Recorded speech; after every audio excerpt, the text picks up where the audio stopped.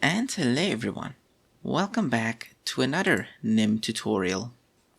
Today we'll be taking a look at templates.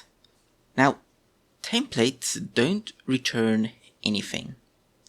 They are a substitute for something else. As an example, or a fun fact would you rather, this is a template. So is this, and this, and this, and so on and so forth. All of these values that we use for comparison, just as an example, are templates in nim. So let's create our own comparison template just so we can get the hang of it. So let's say template, and we get an autocomplete, which is nice.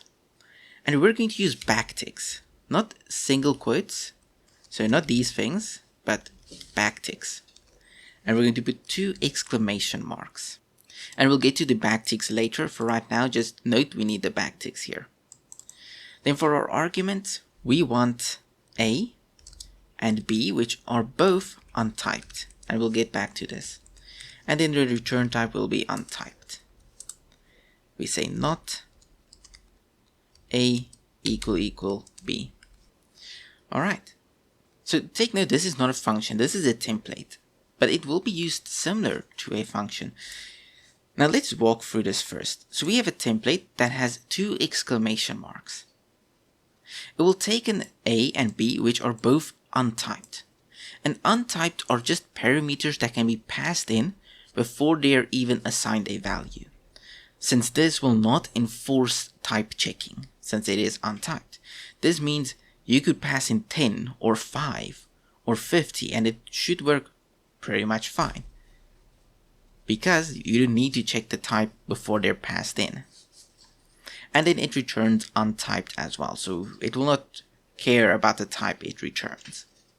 And in not A equal B is pretty much what we're doing is replacing this. So we are doing not equal to, we're just replacing it. Now to use this template, we can do it the exact same way you'd use not equal to. So we can say hello, and here we can go hello. So now we're asking, is hello not equal to hello? If we run this, we get false, because they are equal to each other, and this checks if they are not equal to. So we'll get the same value if we were to use this. If we were to make this a lowercase h, now they are not equal to each other because one has a capital case H and the other lowercase. Now if we run this, we get true, because they are not equal to each other. So this is pretty much templates. They are similar to functions in a lot of ways, but they are not quite functions. So let's do another example of templates. Let's go out and say echo, and here we can just say x not 8. So this will check if x is not equal to 8. This will throw an error because we first need to define x, which is of type int. We don't have to say what is inside of x, just that x here exists. So if we were to remove this declaration, it will throw an error because it's not declared. So in this case, we just define x and we check that they're the same. We run it, we get true because they're not the same. But if I were to set x equal to 8, and take note, remember, code goes from top to bottom, so this will not change the current outcome. But if I were to put this echo underneath that x, it will be false, because now they are the same. And this checks if they're not the same. However, take note, when we pass in untypes like this, these two need to be the same value, or the same type. If I were to make this 8 here a string, we'll suddenly get an error, because there's a type mismatch. You cannot do x and 8 here. And we'll get back to this later when we discuss the difference between a template and a function. But just keep this in mind, that you cannot pass 2 different values in here, or 2 different types in there. Let's create another template just as an example. Template set string. And note here, I'm not using my backticks, and this works perfectly fine. We're going to pass in a typed, make it equal to variable a string equals hello. And I'm going to explain this right now. So we have our templates. we have our set string, and this is not in backticks because this is just a normal word, like a regular variable. However, because this here is symbols, so if this was a plus, or even let's go like this, it will tell you, hey, what the heck are you doing? We don't know what this is, because that's not a valid variable name. But because templates oftentimes use these different types of symbols, we can overwrite it like that. Now when we do this, it's okay because we have our backticks to specify these are symbols. Alright, so here we have our set string, and you can also do this like this. This is perfectly fine. It won't change the outcome of the code. So if you want to put it in backticks, you can. We pass an A of typed, and type means that what is passed in should have a type. So it will enforce type checking on the pass-in of this variable. Then here we say variable A, so we're selecting this variable. We're saying it's of type string. We make it hello. So let's go here and say variable S for string. We're stating that it is a string if I can type. Then we're saying set string. We're passing in the S there, and if we echo out S, it will take this variable and it will change it to hello. And there we go. We get hello. Take note, however, if we were to make this an int, we'll get an issue because we're changing the type of it to a string. Here, if this was an int here, it would be fine because now both of these will represent int. You should take note that this variable A is quite literally the literal variable S here that is being passed in, and that is why we can just redefine it and then reassign it. So we should take that as note. And this is also where we get into the difference between a function and a template, because some of you will probably be confused as to when to use what. So you can think of a function as something that you do to get an end result. For example, as a lot of people like to describe functions, it's like a recipe. So you want to make something like baking a pizza. So you give it specific ingredients, which would be the input parameters. So here we go, make pizza. And then here we have our ingredients that will be passed in here. And in the return type, which we're just gonna not care about that right now. We're just going to discard this. So we're taking in our ingredients that we want to work with, and we'll follow a step-by-step guide. So this will be mix ingredients, heat oven, put in oven, wait, remove, return the pizza. So it will basically execute point by point, giving us what we want at the end of the result. So in more programmatic terms, it takes a function, or a function takes an input, it performs an operation, and then it returns a result.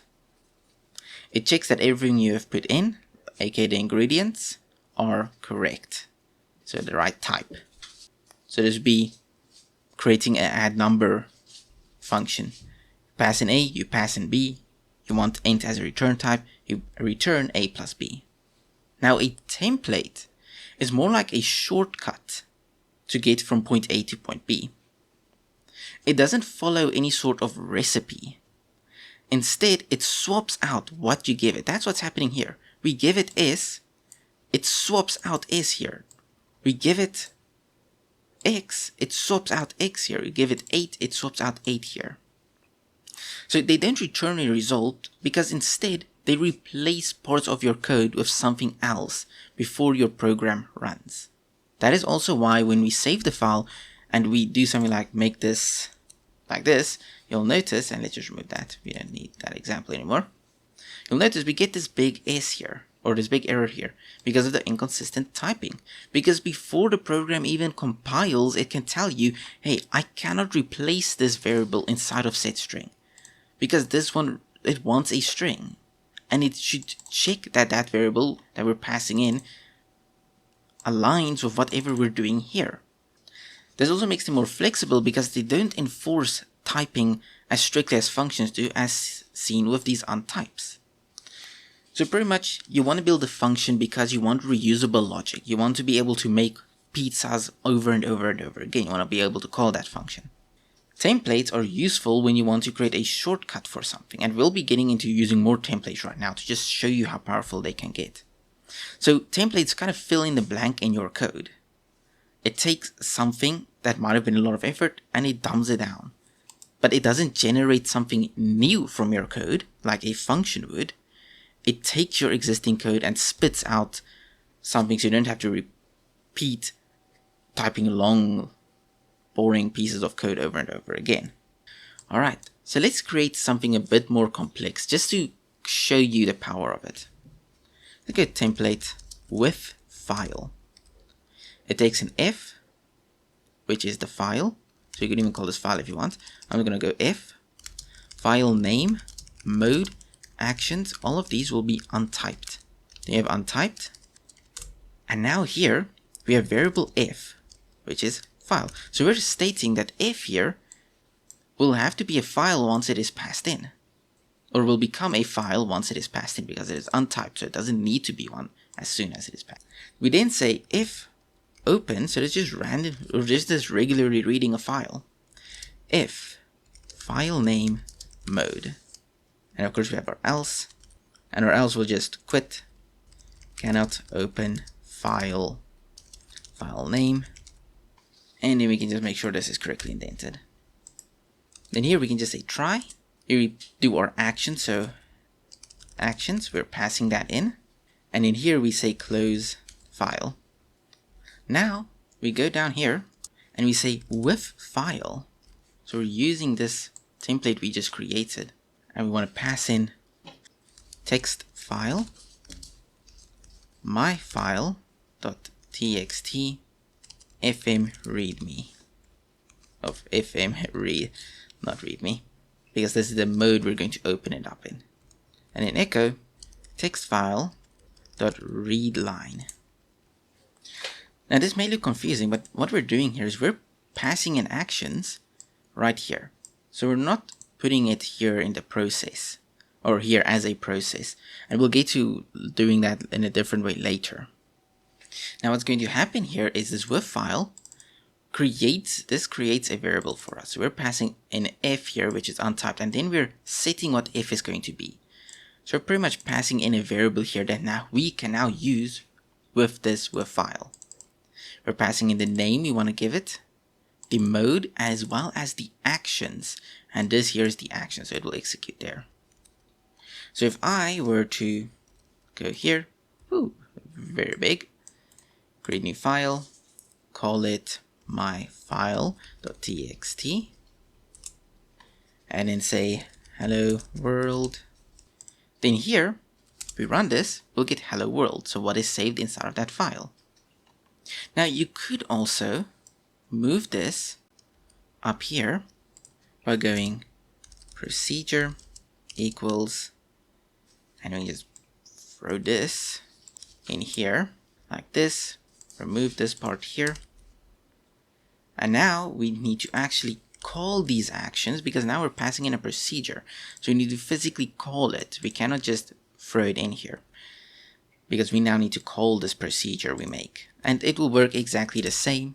So if you prefer this method, you could do it. But this is just an example that you could also do it fine like this. That you don't need to call it, you just place it. Now to know the difference between a function and a template, I'm going to create a function that does the same thing. So I'm going to just copy this template here. Call it with file func to specify it's going to be a function. Here we need to specify variable file because we're going to pass in a variable in here and it's going to be turned into a type of file. The name has to be a string. The mode has to be file mode. And the actions needs to be a procedure. So here we need to specify it's going to be a procedure. And then it will return void, so nothing. Then in here we can remove this here because we no longer have access to the variable being passed in as simple as this, because it is now being set here. So we remove that, We can say our open, this stays pretty much the same. We call our actions. We still have our accept, which will close, or this shouldn't be accept, this should be finally, my bad. Because it should close otherwise, it shouldn't close on error, it should close when it's opened or whatnot, it should always close, that's the point. And then we of course have our quit. Now we can call it pretty much the same as with file, so we go here. Now here we're passing in our variable that we want to set. So in this case I'll say text file 2. Then here we have the file name. And I'm going to keep that the same, it's fine. This is going to be fm read. And here we need to pass in how we did that procedure before. And there we go. And this will be with file. We also need to here specify variable text file, which is of type file. And it will be text file 2. So we need to declare it first before we pass it in. And there we go. So now we have pretty much the same thing, but now it's using a function, and it should be function, my bad. Func, there we go. Wait, let me get a proc, forgot function is sugarcoating. Okay, there we go, so now it's a procedure, and it pretty much does the exact same thing as this template here. Now let's take a look at the key differences between these, and let's also just call it to make sure it works. Okay, there we go, we can confirm it also works. So the first one here does code substitution, whilst this one here is a function call. A template very literally substitutes your code before the program compiles. So once it's compiled, it will pretty much write the code for you. This means variables like text file don't need to be declared beforehand. So this if here that we call text file, it doesn't need to be declared beforehand because they're created as part of the substitution process, which we see is being done here, because it literally substitutes this code. So this if here becomes this. We're redeclaring it and giving it a type. And here we're saying what variable we want to store that value in. Whilst functions are called at runtime and require all the variables to be defined beforehand. So you can't, and there's a quote unquote, inject code directly into the function like you do with this template here, where you literally throw just the this text file here and just goes in there. Here you need to first declare, hey, there's a text file, throw it in here. You need to specify everything beforehand. Now, templates are great if you have a lot of code patterns where you want to inject or substitute some blocks of code. And they're useful when you need like a lot of flexibility in handling operations with varying actions. Functions are best for reusable logic. So not substituting code, but reusing logic over and over again. So if you have well-defined inputs and you want well-defined outputs, and type safety is very important, then go with a procedure. If you don't know which to use, just go with procedure. You will know when to use a template when you get to that point. So if you're not sure if you should be using a template, just use a procedure. If you think it will end up being better if you could just substitute code like with a template, then use a template. Now finally, I'm going to end this tutorial off with one more template example where we use both typed and untyped in the same template. So template, swap if greater. We take an A and B, both are untyped. We pass in T, and it's capital T because we want to specify this is the actual type we want it to be, so we say typed. Then here we say if A is bigger than B, so A and B are untyped. So in this case, the template should in theory work with both strings and integers, because we're comparing size here. We can then say let temp, which is of type T, so this is the type we're passing in here, is equal to A. So we're storing that A, so the original value of A. We then say A is equal to B, B is equal to temp. So we're just swapping these two variables if A is bigger than B. Then here, we can say variable num1 is equal to 10 and, oh my gosh, num1 is equal to 10, and num2 is equal to 5. I don't know why I keep adding spaces. Then here we can say swap if greater, num1, num2, and we specify they're of type int. And we can echo out num1, num2. Now if we were to run this, they will be swapped because 5 and 10. Let me just add a little space here.